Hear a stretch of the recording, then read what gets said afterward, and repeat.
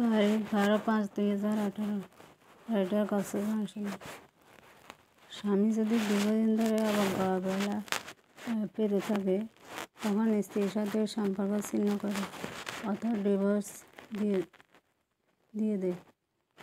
স্ত্রী যদি স্বামীর কাছ থেকে দিনের পর দিন, মাসের পর মাস, বছর পর বছর অবজ্ঞা অবহেলা করে থাকে তাহলে ডিভোর্স দিতে পারে না, সহ্য করে নিতে হয় সমস্ত জ্বালা যন্ত্রণা।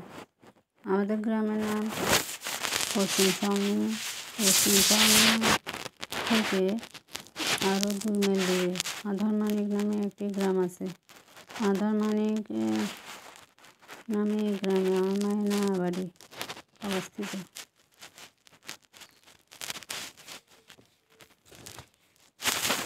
তারিখ 13/5/2018 রাইটার কাছে জানছেন আমার মায়ের নানা 3টি পুত্র সন্তান ও 2টি কন্যা সন্তান রয়েছে। বনেদি অবস্থা সম্পন্ন পরিবারের সন্তান হওয়ার পরে ও লেখাপড়ার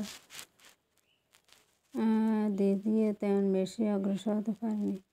আমার মায়ের মামাদের আর্থিক অবস্থা দিনে দিনে লোপ পেয়েছে। তারপরেও 3 মামা বিবাহ করে সংসারী হয়েছেন।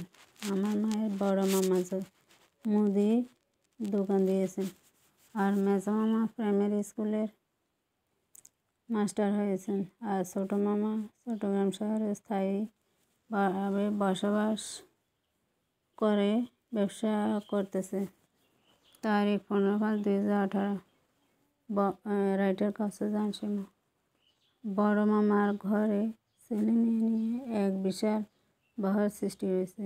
বড় মামার 6 মেয়ে আর 4 ছেলে। ছেলেদেরও বিবাহ করিয়েছেন আর মেয়েদেরও বিবাহ দিয়েছেন। মায়েদের বিবাহ দেওয়ার পরে বড় মামি সবসময় তার কন্যাদের দেখাশোনা করার জন্য তাদের শ্বশুরবাড়িতে চলে যেত। প্রতি মাসে এইভাবে কন্যার বাড়িতে চলে যাওয়ার জন্য এদিকে আমার মায়ের বড় মামাকে দেখভাল করার কেউ নেই। বড় মামা তার ছেলের বউদের প্রতি সন্তুষ্ট নয়। নিজের প্রতি এমন অবজ্ঞা অবহেলা দেখে বড় মামা সবসময় ফেনী চলে যেতেন। স্ত্রীর প্রতি ক্রোধ বাড়তে বাড়তে একটা সময় 60 বছর বয়সে স্ত্রীকে ডিভোর্স দিলেন এবং